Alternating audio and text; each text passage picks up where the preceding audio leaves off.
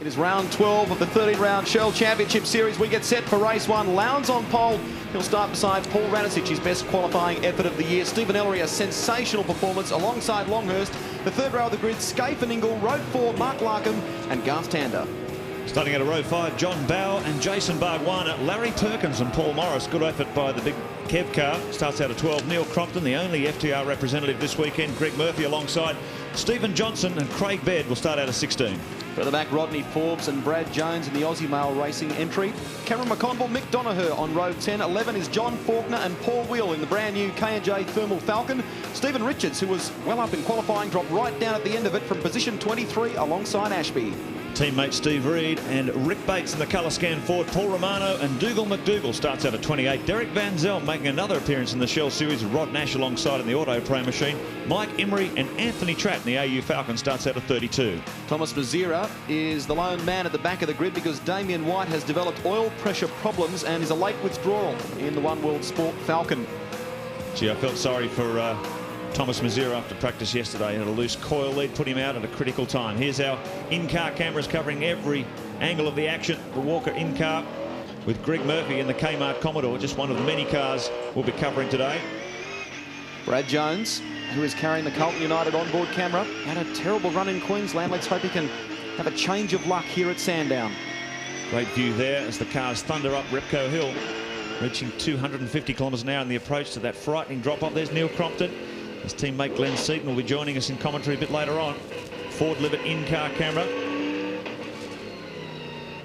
Come under the Dunlop Bridge, John Bowe in the Cat Racing Falcon, the Be Clear and Simple in-car camera. He was very fast in the opening phase of qualifying yesterday.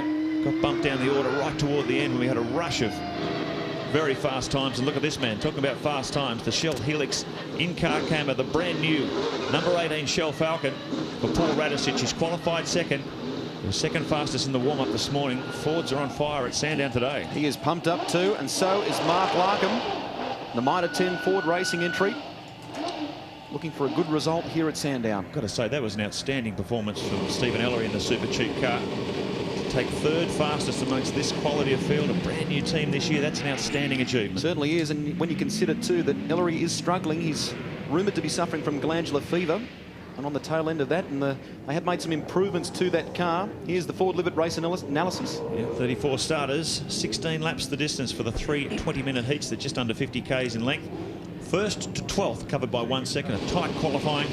And last year's winner, of course, Craig Lowndes, starts off pole position. Very strong at Sandown. It's going to be interesting because it was raining for qualifying. It was damp and sort of wet, and it'd be interesting to see if how many people got their setup right for today, because it's completely dry and nice conditions. There'll be lots of interest in this one, particularly 2, 3 and 4 rows back where the main championship contenders, Scaife and Tander, will be battling it out as we get set to go racing in round 12 of the Shell Championship Series.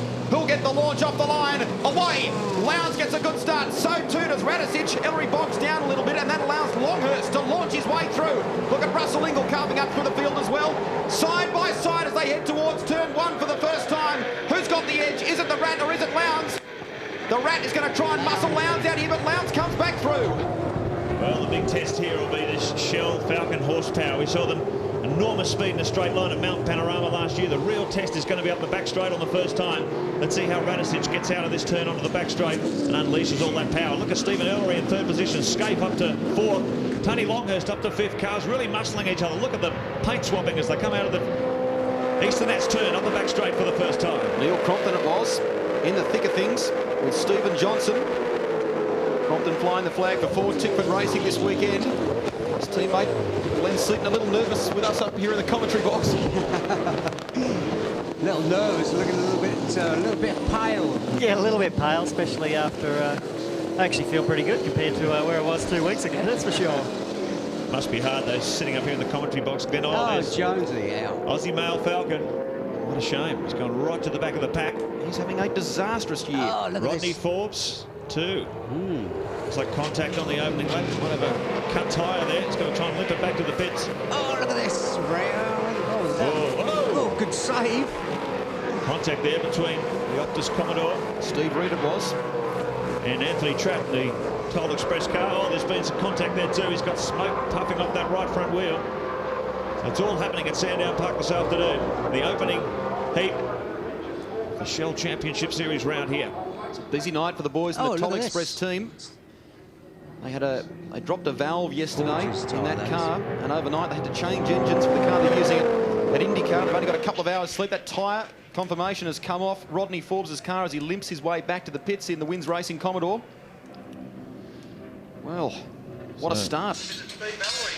Has not had any luck so far in this championship. Just continues at Sandown, limps into the pits. They'll try and get that wheel off and put a tyre back on, but he's dropped right to the back of the pack.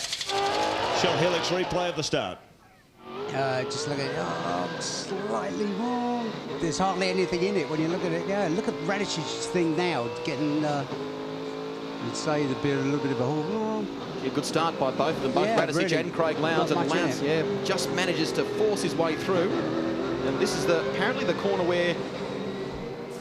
Oh, look at Forbes' tyre. Oh, dear me. Yeah, it was cut. You can see it was falling off the rim. Look at the guy who's running. I don't blame him. There it goes. Meanwhile, back at the front, here's the battle. Craig Lowndes in first place, Paul Radicic in second. Stephen Ellery holding on to that qualifying position of third. He's doing a good job too. Mark Scape right up his rear bumper. Tony Longhurst in fifth, and it's Ingle, Tander, Larkham, Jason Bargwanna, Greg Murphy in the Kmart Commodore in there too. Larry Perkins just outside the top 10. We've had a change of position there. Radicic has managed to get around Craig Lowndes by the looks of things, so something's happened in that back series of corners. Radicic is the new leader from Lowndes. In third position, Stephen Ellery just holding out Mark Scape in the second of the Holden Racing Team Commodore. So a position change up front. Could Radicic be the man now to take his third race win of the season? Well, the Ford fans have gone mad up in the grandstand. I think our man alongside here, Glenn Seaton's a little bit excited too. The Fords are flying around here, aren't they, Glenn? Yeah, it's great to see. It's been a struggle most of the year, but it's good to see the Fords up there this weekend, and Paul will do the job. There's no doubt he's a very talented driver. He's done a lot of overseas racing, and he'll be able to handle the pressure, there's no doubt. And the speed of those DJR cars in a straight line, especially at a circuit like this, will really show up. Look at the crowd erupt as the Rat leads him across the line. Once again, Lowndes back to second place. Stephen Ellery defending hard from Mark Scape, who's really on a charge. Tony Longhurst in there too. Big field of cars stream through. Murphy, trouble there for Murphy. What's going on there? That looked really quite weird. It's look, he just went offline. Yeah, I don't know. Either went offline and got on the marbles or something, but it looked like... It seemed to happen so effortlessly, didn't it? Just sort of rolled off. It actually looked like he went a little bit deep under brakes, and it just locked the rears, and it just sort of ran him wide. And especially on a circuit like this that ain't used very often throughout the throughout the year, there's a lot of dirt on the outside of race line, and once you hit that, you're gone. I was going to say before, it must be tough for you. You've been in this championship battle all year, just to have to sit back and watch. As I say, you've missed first round. You've missed in 11 years. It must be a bit of a shock. It is really, Mark, but it's probably good in one way. I get to see what it's like from the other side, where I normally aren't. So it's good in that way. But I'll be back very soon. I'm not giving up that easy. Not going to get ready there. Well, Seaton will be back in action too. Let's check the Shell Helix replay. Just up the inside there, an old horsepower. Look at that. Well, it looks like Craig got a...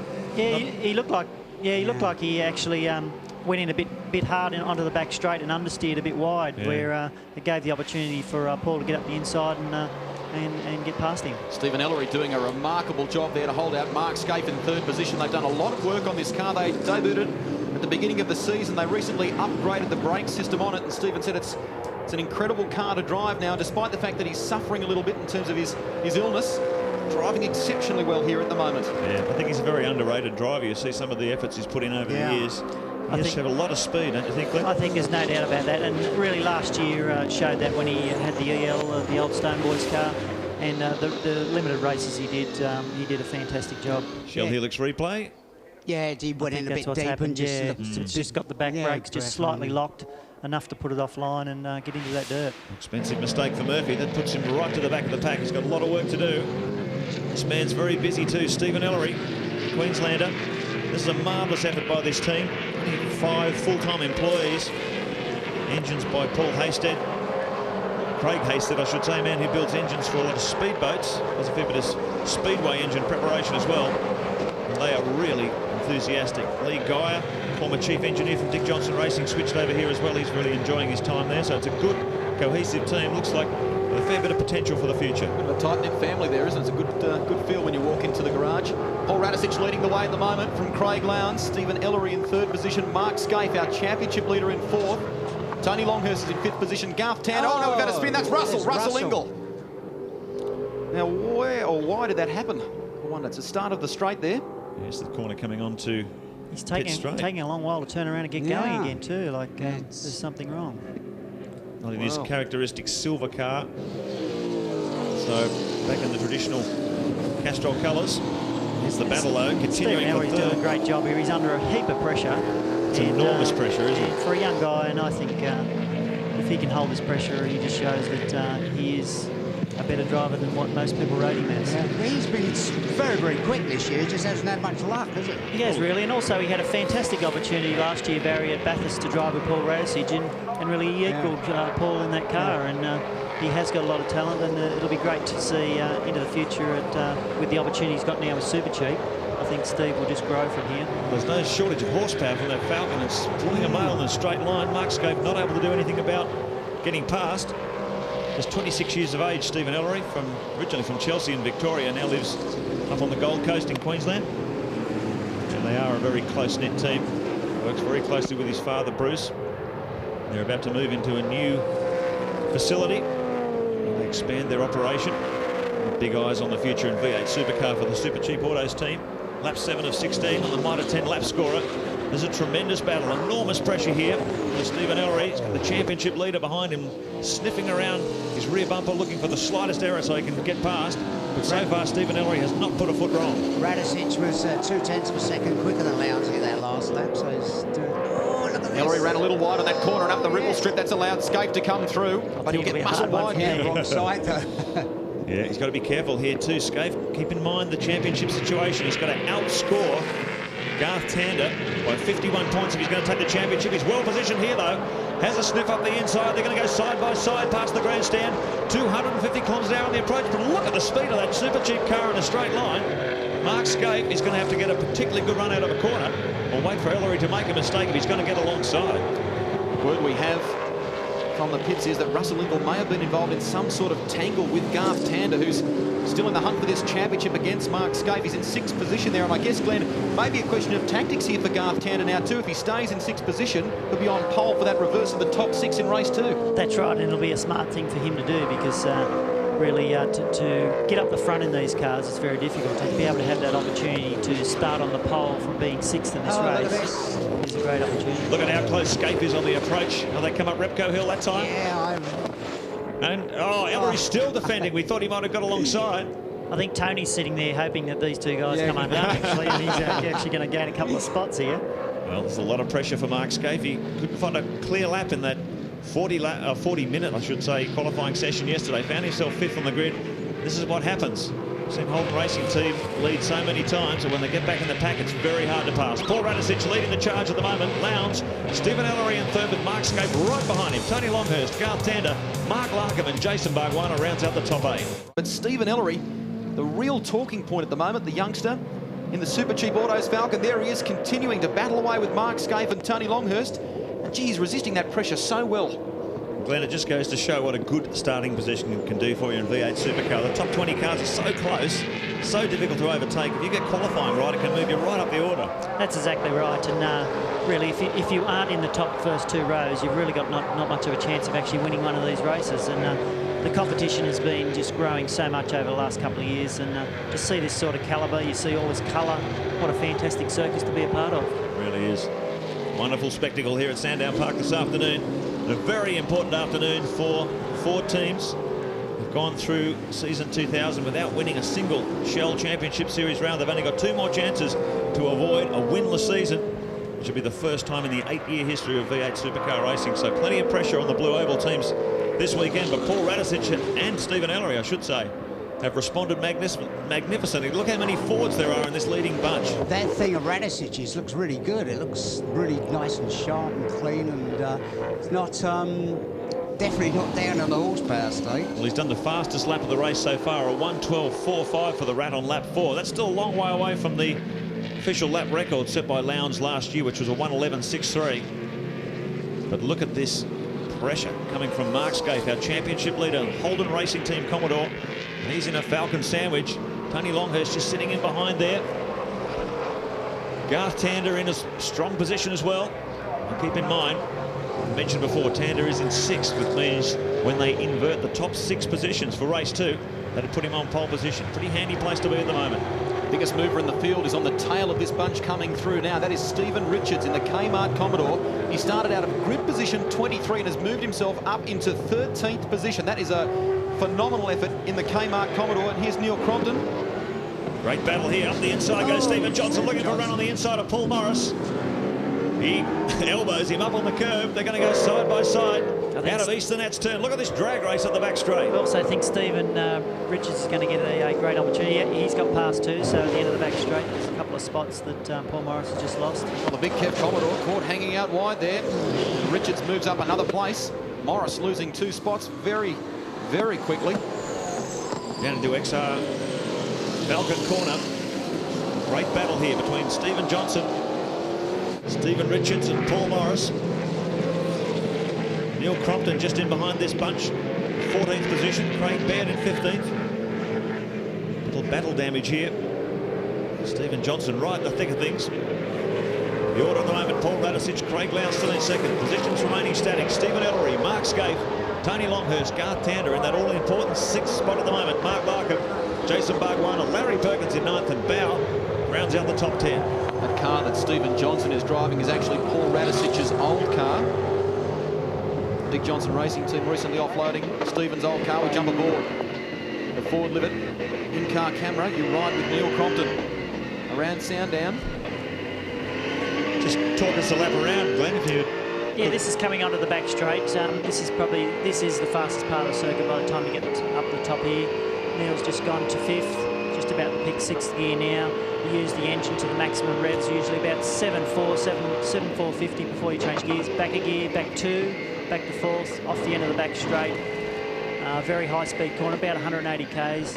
Hard on the brakes, back to 2nd. This is what we call the Dandenong Road corner. Very slow, low revs. Very hard to get traction out of there. 3rd up to 4th. Now going back to 2nd before you come onto this little tight, sort of almost a chicane coming on the pitch straight. This is very difficult to get good traction here. It's very important. There's a very big bump on the exit here. You'll hear the cars break traction sometimes. Up to 4th, up to 5th, up to 6th going past the start-finish line. And then you brake at about 200 yards down the end here. Hard on the brakes, back to 3rd. And this is quite a good corner off. It's a little bit off camber. It's a corner that you've got to get it really right because you can actually slide off the road very easy, which you saw Greg Murphy early in the race. So back onto the back straight, and that's a lap of Sandown. It's a fantastic circuit. It's something that I love coming back here every year. Full lap of Sandown with FTR. Glenn Seaton doing the commentary, Neil Compton driving the car. Check out on the Mitre 10 and the lap score. You can see laps winding down, and Craig Lowndes powerless to do anything about the big horsepower Shell Helix Falcon. Its debut performance at Sandown. Round 12 of the 2000 Shell Championship Series. Could this be the day when Ford turned their fortunes around in 2000? Looking very strong at the moment. Paul Radisich been very fast throughout. Skaife! Yes, Skaife's got past. Just took our eyes off it for a second. Skaife sniffing around the back of that bumper, applying enormous pressure to Stephen Ellery. And he's finally found a way past. Especially to Mark to come down the outside and pass him around there. That was actually a really good move by Mark. Good stuff under pressure with the championship on the line. Mark Skaife going for every point he can. That car behind him, the Valvoline Cummins Commodore. His closest pursuer in the championship, Garth Tander, playing it very cool at the moment. Still sitting back there in that all-important 6th position. 3 laps remaining. Mark Skaife on a charge now up into 3rd position. But the gap, as you can see, between himself and the leaders is quite huge. Here's a replay of the passing move. See. Yeah, Steve just was a little slow. bit sideways and He made a mistake. Yeah. Stephen could have made it hard here, but Mark's outbraked him on the outside. That was a great pass move by Mark. Good piece of driving by both of them there, in fact. Well, we figured that it'd be a mistake from Steve to allow Skaife to get a sniff. And you just see there, he came out of that corner, got the wheels up on the curb. That's right, Mark, and they're unbelievably slippery, those curbs down the back there. And as soon as you do get a wheel over it, it's amazing the amount of ground you lose, which you saw when Mark got up beside him. Now, the interesting thing here is whether these teams or the HR Holden Racing team are going to play team tactics here, because I wonder if Craig will let Scaife up into that second position. What do you Interesting to see. think? What do you think, mate? I'm asking you from the racer's perspective. I'm putting you on the spot. I think it'll stay status quo at the end of the race. I think Craig's out there to win this round, and Mark's out there to win a championship. And I think if he stays in the position he's in, I think it's probably better than whatever else I could do. Mark Larkham carrying our Mitre 10 in-car camera.